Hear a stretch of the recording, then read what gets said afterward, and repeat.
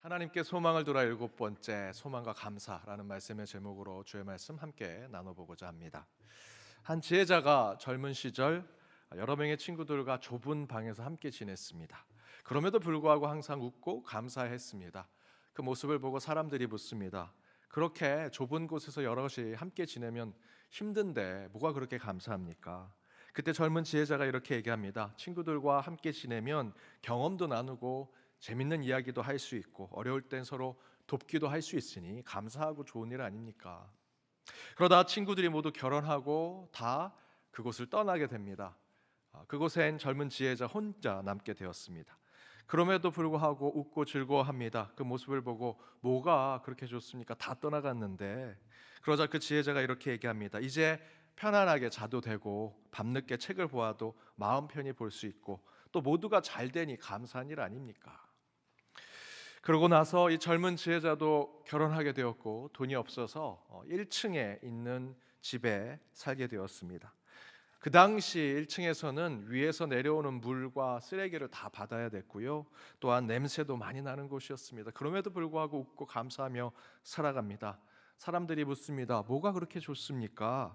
그러자 지혜자가 얘기합니다. 1층에 있으니 바로 가까이 땅에 채소도 심을 수 있고 특별히 몸이 불편한 친구들이 제 집에 올 때 계단을 타고 올라오지 않아도 그냥 바로 와도 되니 얼마나 좋고 감사한 일입니까?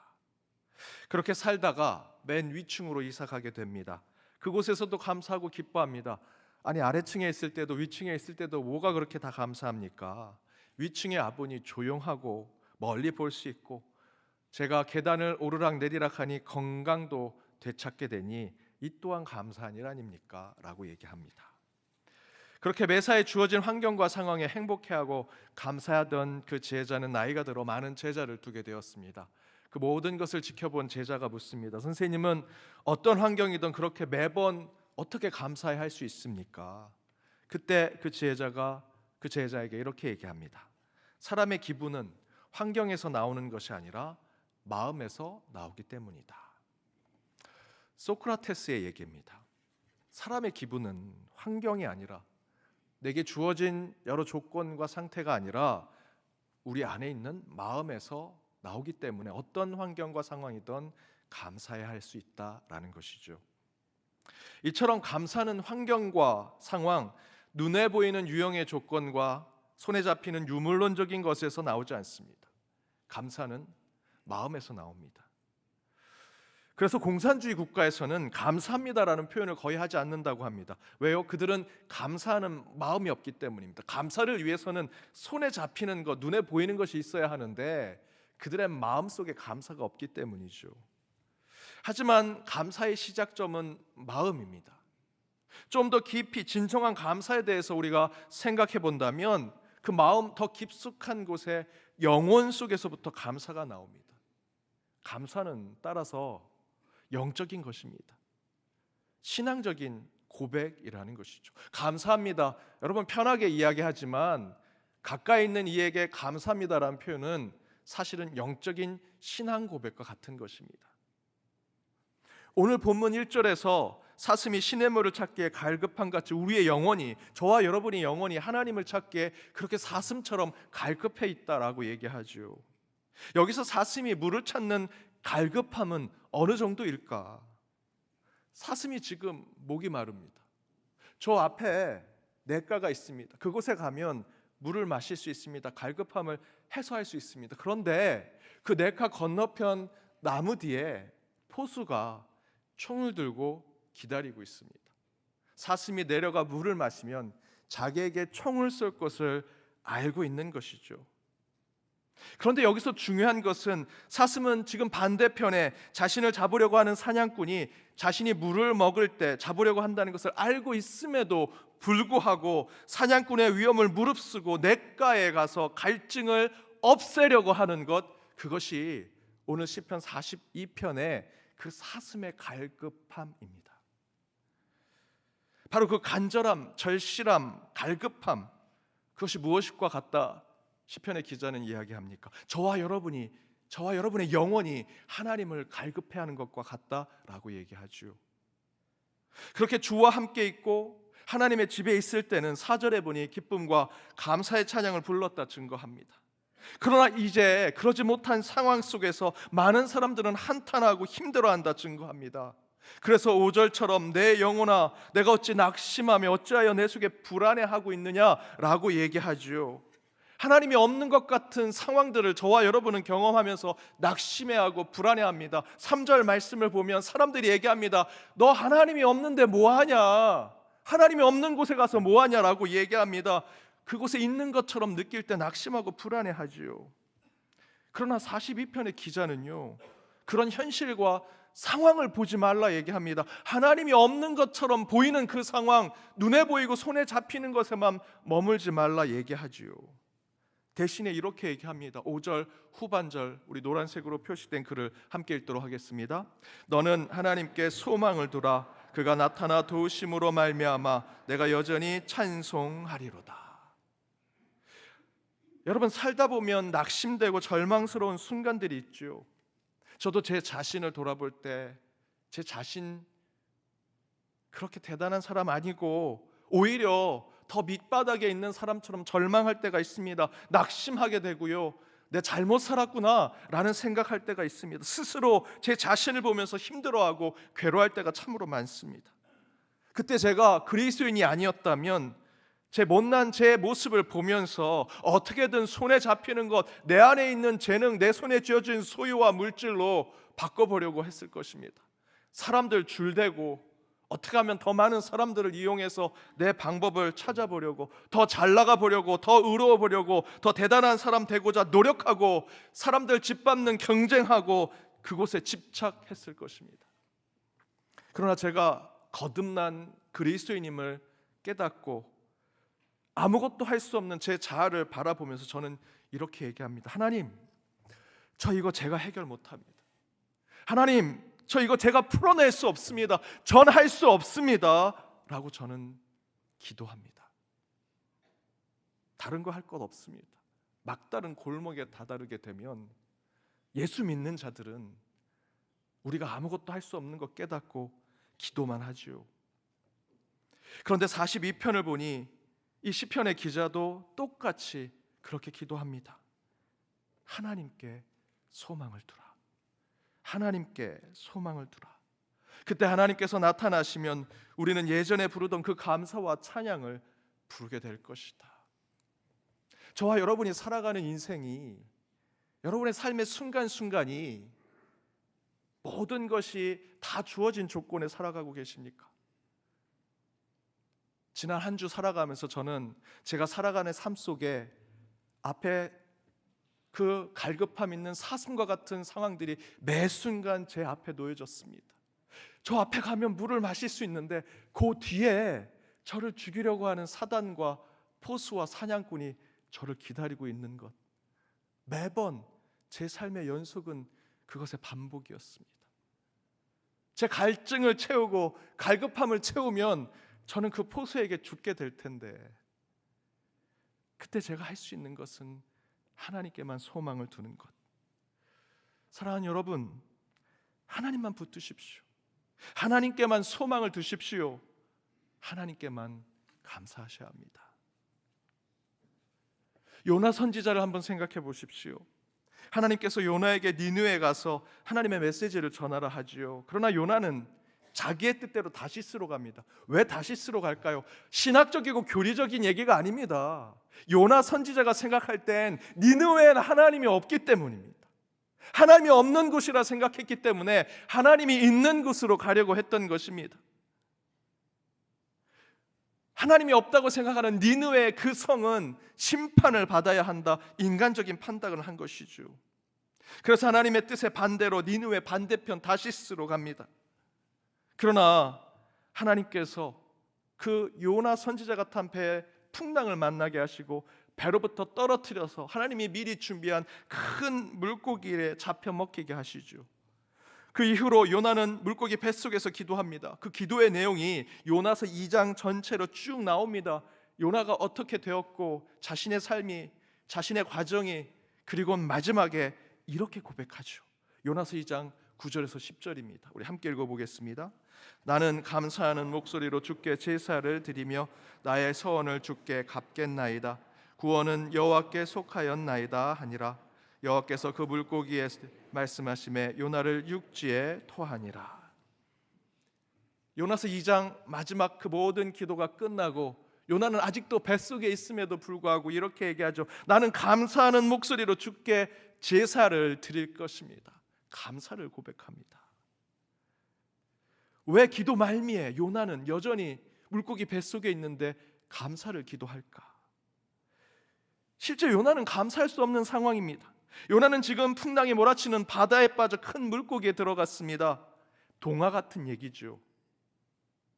그 동화 같은 얘기 속에 중요한 하나님의 메시지는 요나가 풍랑이 몰아치는 바닷속에 빠져 큰 물고기에 잡혀먹고 뱃속에 있는 상황을 요나서 2장 2절에서 이렇게 증거합니다. 우리 함께 읽어보도록 하겠습니다. 이르되 내가 받는 고난으로 말미암아 여호와께 불러 아뢰었더니 주께서 내게 대답하셨고 내가 수올의 뱃속에서 부르짖었더니 주께서 내 음성을 들으셨나이다. 여기서 스올이라고 표현하죠. 그 물고기 뱃속이 스올이라고 표현합니다. 이 스올은요 원어로 지옥을 얘기합니다. 요나는 지금 진짜 지옥을 경험하고 있습니다. 니느웨에 가라. 하나님, 그곳엔 하나님이 없지 않습니까? 그래서 다시스로 가려고 하니 그 물속 깊은 곳에 빠졌습니다. 큰 물고기 뱃속에 들어가서 요나가 고백합니다. 이곳은 수울이네요. 지옥입니다. 지옥의 중요한 포인트는 하나님이 없는 곳이죠. 그곳엔 하나님이 없는 곳, 요나는 진짜 하나님이 없는 곳으로 가게 됐습니다. 지금 요나의 상황과 현실은 스올과 지옥입니다. 사슴이 목이 타들어가는데 냇가의 사냥꾼이 자기를 죽이려고 기다리고 있는 그 상황을 요나도 똑같이 경험하고 있지요. 그런데 그 사슴은 그럼에도 불구하고 냇가로 갑니다. 그만큼 간절하고 갈급한 것이죠. 이에 42편의 기자는 바로 우리의 영혼의 갈급함, 우리의 간절함도 이와 같다 증거합니다. 지금 요나도 그렇지요. 큰 물고기 뱃속에 있는 상황은 재미있는 동화의 이야기가 아닙니다. 깊은 절망과 괴로움, 좌절과 실패에 연속된 요나의 인생을 점철시키고 보여주고 있는 것입니다. 그런데 요나도 바로 그런 절망과 불안, 낙심과 괴로움 순간 속에 무엇을 하고 있습니까? 요나서 2장 2절 후반절에 수올의 뱃속에서 부르짖었더니, 지옥에는요, 스올에는요 하나님이 없습니다. 그럼에도 불구하고 믿는 자들은 기도하더라. 부르짖었더니 주께서 내 음성을 들으셨다. 환경과 상황은 비참하고 절망스럽지만 그때 우리 믿는 자들의 답은요 사면초가 있지만 기도밖에 없습니다. 영적인 것. 그래서 끝내 요나는 앞에 읽었던 말씀대로 그 사방이 절망으로 가득한 물고기의 뱃속에서 감사의 기도를 하니 하나님은 그 기도를 통해 세상 밖으로 내보내시더라. 절망과 낙심의 상황을 보면 더 깊은 스올과 지옥, 공허와 수렁에 빠지게 되죠. 사냥꾼이 저기 있어서 내 갈급함을 채우지 못한 채 광야 한가운데에서 난 목마라, 나는 목말라 하면서 아무것도 하지 않으면요 우리는 그 현실과 상황과 같은 광야에서 목말라 갈증에 빠져 죽는 자가 될 것입니다. 그러나 우리 안에 절망과 낙심, 불안과 실패를 하나님께 소망을 두는 영적인 것으로 해결하려고 할 때 사냥꾼이 저기 있을지라도 그곳에 생수가 있다면 우리는 그곳으로 가는 것, 그것이 하나님이 원하시는 기도입니다. 하나님께 소망을 두는 것은요 그 광야에 그냥 가부좌를 틀고 그곳에서 명상을 하면서 저곳에 있는 냇물이 내 눈앞에 환상처럼 있기를 원합니다라는 것이 기도가 아니고요, 저곳에 나를 여전히 절망과 고통을 줄 사냥꾼이 있을지라도 그곳에 냇물이 있다면 그곳을 향해 가는 것, 그것이 하나님이 원하시는 기도, 하나님께 소망을 두는 삶이라는 것입니다. 갈급함이 부르는 곳, 여러분 영적인 갈망이 있는 곳이 어디입니까? 그곳에 사면초가가 되고 절망으로 가득한 곳입니다. 그곳엔 하나님이 없습니다 라고 생각하지 마십시오. 오히려 그곳에 요나의 그 큰 물고기의 뱃속에 사냥꾼이 기다리고 있는 그 냇물 속에 하나님이 저와 여러분을 기다리고 계십니다. 제가 종종 컵에 물이 담긴 것을 보고 말씀을 전할 때가 있었습니다. 적게 담겼던 많이 담겼던 채워져 있는 것을 보느냐 비워져 있는 것을 보느냐에 따라서 우리 신앙이 달라진다는 것이죠.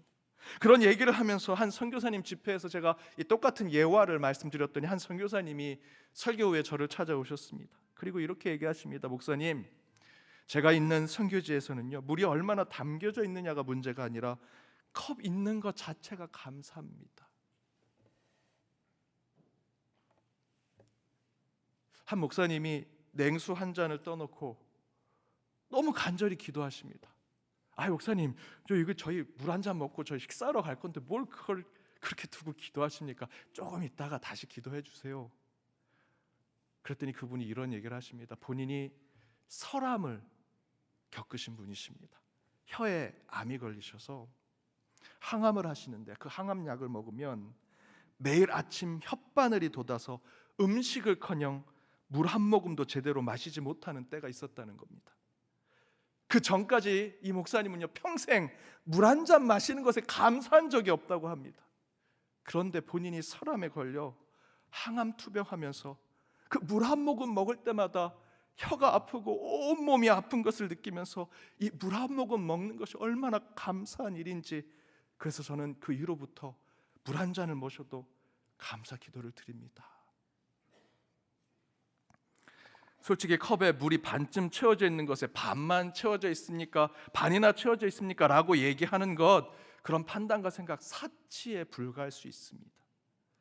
물을 제대로 마시지 못하는 선교지에 물을 담아낸 컵을 갖고 있는 것만 해도 감사고요, 설암이나 폐암에 걸려 물 한 모금 마시지 못한 채 하루하루를 살아가는 이들에게 물 한 모금을 마실 수 있는 것은 그 자체로 감사라는 것이죠. 여러분, 환경과 상황은 절대로 저와 여러분에게 감사를 주지 않습니다.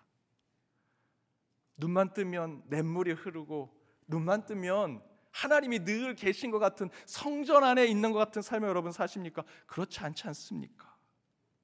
감사는요 눈에 보이고 손에 잡히는 유물론적인 환경과 상황과 현실과 조건 속에 있지 않습니다. 감사는 우리 마음 속에 있습니다. 우리의 신앙대로 말한다면 감사는 우리의 영혼 속에 있는 것입니다.